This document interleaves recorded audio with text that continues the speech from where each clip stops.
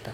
그런 방법 말고 제이슨이라는 거를 또 많이 들을 텐데 언제 많이 듣느냐 하면 나중에 여러분들이 데이터를 아까 전에 공공 데이터라든가 이런 데 있는 데이터를 우리가 갖고 온다 그랬어요. 갖고 오는 파일이 엑셀이라든가 그 다음에 이제 일반 이제 데이터 파일로 txt 파일로 많이 갖고 오는데 요즘 같은 경우에 이제 제이슨 방식으로 해서도 많이 갖고 오고요. 그 다음에 XML 형식으로도 갖고 이건 어떤 데이터 저장하는 형식이에요. 보면은 뭐 어렵게 돼 있는데 그게 아니고 여기 오른쪽에 보면 이렇게 보시면 되겠어요. 뭐냐면 왼쪽에는 우리가 그 필드라고 우리가 부르는 이제 그런 키 값이에요. 그래서 퍼스트 이름이 뭐냐, 너 이름이 뭐니, 너 성이 뭐니, 너 이메일이 뭐니 이런 식으로 해서 데이터가 저장돼서 들어온다는 거예요. 이제 이런 것들을 내가 이제 설정을 해주는 거예요. 설정을 해줬을 때 스트링 값하고 이제 밸류 값들을 이렇게 매칭시켜서 데이터가 저장이 되는 거죠. 그러니까 대용량의 데이터를 갖고 올 때 엑셀 형식으로 갖고 오는 게 아니고 이런 형식으로 쪼개서 갖고 온다는 거예요. 아까 전에 우리가 봤던 이 화면 봤죠?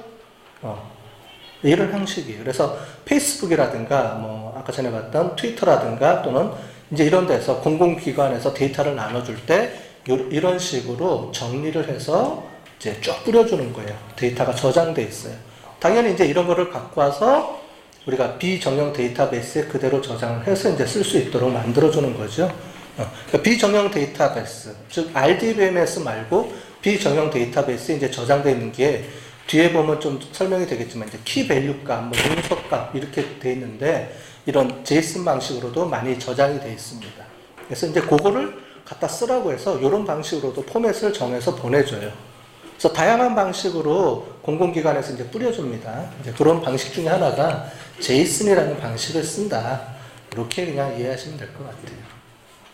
또 하나는 오픈 API입니다. 이게 페이스북에서 만든 오픈 API예요. 그래서 여기에 들어가면 됩니다. 이제 이런 방법은 인터넷에 많이 올라와 있어요. 오픈 API라는 게 뭐냐면 페이스북에 내가 접속해서 거기 있는 데이터들을 일정한 형식에 맞춰서 갖고 와서 쓸 수 있도록 오픈시켜주는 거예요. 연결시켜주는 거를 우리가 오픈 API라고 합니다. 예를 들면 이제 이런 거예요. 여기서 페이스북에 들어가면 이렇게 자기 오픈 API를 만들게 돼 있어요. 만들면 어떤 번호를 하나 줍니다. 인증번호를. 그 인증번호를 가지고 내가 여기 이제 제가 가려놨는데 이런 데다가 이제 집어넣고 이제 돌리게 되면 그 인증번호에 연결된 페이스북에 있는 데이터들을 쭉 끌고 와요.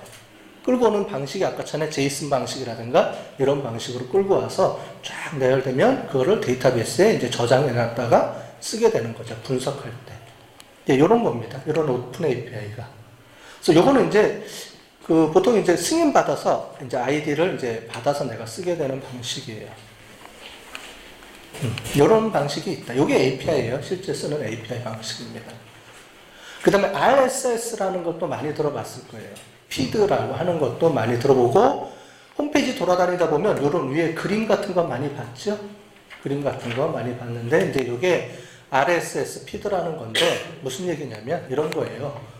내가 주고받고 하는 게 아니고요. 이 RSS라는 게 있는데 요거를 이렇게 연동시켜주면 API처럼 이렇게 연동시켜주면 얘가 위에 게 수정이 되면 자동으로 리더라고 해놓은 거에다가 데이터를 계속 보내주는 거예요. 그러니까 자동으로 보내주는 거죠. 내가 이것 좀 줘요 이게 아니고 딱 연결만 시켜놓으면 업데이트가 된 정보를 계속해서 자동으로 뿌려주는 방식으로 가는 겁니다. 이건 이제 RSS라고 하는 방식이에요. 주로 이제 뉴스나 블로그 사이트에서 이제 사용하는 방식이 되겠죠. 이때 데이터를 주고받는 방식도 이제 제이슨이냐 아니면은 XML 방식이냐 뭐 이런 게 있어요. 또 넘어가도록 하겠습니다. 또 한 가지가 무선 센서 방식이 있다고 그랬죠. 센서. 아까 전에 우리가 데이터 형식에서 센서 여러 가지 기계장치들, 센서라는 기계장치로부터 데이터가 생성이 돼서 아날로그 방식으로 계속 보내준다 그랬죠. 그럼 그 아날로그 데이터를 디지털로 이제 정형화된 데이터로 이제 변환시켜서 이제 분석을 하게 되는데 주로 센서들이 이렇게 연결되어 있습니다. 그래서 무선 센서 네트워크예요. 언제 많이 쓰냐면 요즘은 이제 센서들이 워낙 싸져서 비싼 것들은 이제 여기다가 이제 고정시켜 놓는 게 있죠. 여기 보면은 이제 여러분들 저기 복도 같은 데 지나가면은 움직임 센서 있죠. 그래서 사람이 안 움직이면 불을 꺼놨다가 움직이면 불을 켜놓고, 그죠? 대부분 우리 학교 같은 경우에 저기 복도하고 저기 있죠. 어디죠? 화장실. 화장실에 이제 불 켜는 거, 자동 센서 이런 것도 있고, 요 옆에 이제 도둑들이 못 들어오게 창에다가 우리가 이제 센서를 연결해 놨어요. 근데 여러분들은 그 센서가 동작 센서로 알고 있죠? 동작 센서가 아닙니다. 도둑이 문 열고 들어오면 움직임 갖고 하는 게 아니고요. 보통 이제 저기 옆에서 하는 그런 센서들은 뭐냐면은 온도 센서예요. 온도가 갑자기 낮아지거나 높아지거나, 즉 문을 열게 되면 바람이 확 통하면서 온도가 확 차이가 나죠. 그걸 가지고 하는 거지 동작으로 움직이는 게 아니에요. 대부분의 사람들은 이제 많이 착각하죠. 동작 센서라고. 그런 센서들, 온도 센서도 있고요. 다양한 센서들이 있기 때문에 그런 센서로부터 데이터들이 계속 넘어오죠. 아까 전에 봤던 넘어오는 데이터들은 대부분 아날로그 형식으로 해서 연속 이제 그런 시그널로 오는데, 그거를 이제 변형해서 데이터로 바꿔서 우리가 이제 처리해줘야 되는 이제 그런 겁니다. 근데 그렇게 움직이는 센서가 있는 반면에 요즘은 센서들을 어떻게 하냐면 환경 보호하는 거나 산불 나는 거 있잖아요. 그런 센서들은 어떻게 하냐면 위에서 헬기 타고 가다가, 아니면 요즘 드론 타고 가다가 드론에서 그냥 뿌려버립니다. 뿌려요. 그냥 쫙 뿌려. 얘가 어디에 떨어지든지 상관없어요. 한 1000개, 2000개 뿌리면 그 중에 몇백 개가 살아남죠. 그죠? 그러다가 시간이 지나면 동물들이 먹고 망가지고 뭐 이렇게 되죠? 그러면 시간이 조금 지나면 한번 가서 또 뿌립니다. 어느 지역에. 왜냐하면 센서가 데이터를 계속 보내주니까 그걸 받으면 어떻게 돼요? 어느 지역에 센서들이 어떻게 뿌려져 있고 거기가 온도가 어떻게 되고 뭐가 어떻게 되는지가 다 관리가 되죠. 이런 식으로 해주는 거를 무선 센서 네트워크망을 가지고 이제 운영을 합니다.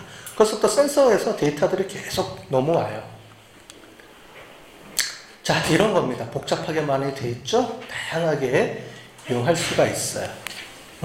그래서 센서들을 잘 활용을 해서, 요즘 이제 농작물 키울 때, 하우스 같은 데 할 때 온도나 이런 습도 조절 센서를 가지고 그 센서를 통해서 어느 일정 센서 밑으로 내려가면 물도 뿌려주게 하고 자동으로 이렇게 관리를 다 하죠. 그래서 그런 센서 데이터로 들어오는 데이터들도 관리를 하게 됩니다. 근데 많이 응용을 하죠, 지금은. 크롤링은 우리가 아니까 넘어가도록 하겠습니다. 크롤링 하는 방법은 몇 차례에 걸쳐서 제가 설명을 했으니까 넘어가도록 하고요. 이제 이렇게 이제 코드화돼서 움직인다 라고